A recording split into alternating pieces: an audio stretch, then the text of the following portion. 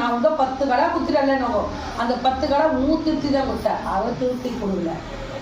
புரியுதா? உன்னுடைய ஆணவத்துக்கு உன் கௌரவத்துக்கு உன்னுடைய ஏழுங்கிறத கொடுத்தேன். உண்மையா இல்லையா? 10 கடை அவன் நம்மளை கேட்கல. 10 கடை நீ கொடுக்கணும்னா அது யாருடைய தப்பு? நம்மளுடைய தப்பு. நம்மளுடைய கர்வம், நம்மளுடைய ஆங்காரம், நம்மளுடைய ஆணவம். அதுக்கு நம்ம கொடுக்குறோம். அதுக்கு அவன் பொறுப்பாகணும்.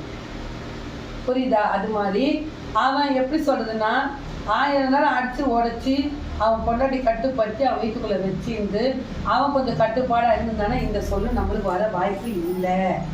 இவன் நடந்துக்கிற முறை அதுக்கு சரியில்லை, அவன் நடந்துக்கிற முறை இவனுக்கு சரியில்லை. 2 பேரும் ஒன்னோட ஒன்று ஒத்துக்கொள்ளாம இன்னைக்கு ஒன்னோட ஒன்று தனிப்பட்ட மாதிரி நிற்கிதுங்க.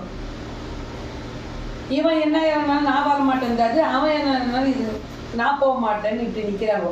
அவளே வேணான்னு இவன் எண்ணத்தில் இருக்குது.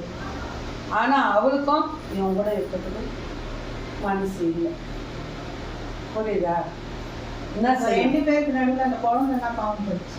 அது வயிற்றுல போகிறதுதான் தப்பு. அவன் வயிற்றுல போகிறதுதான் தப்பு. குழந்தை என்ன பாவம்? அதுதான் நம்ம வயிற்று இப்போ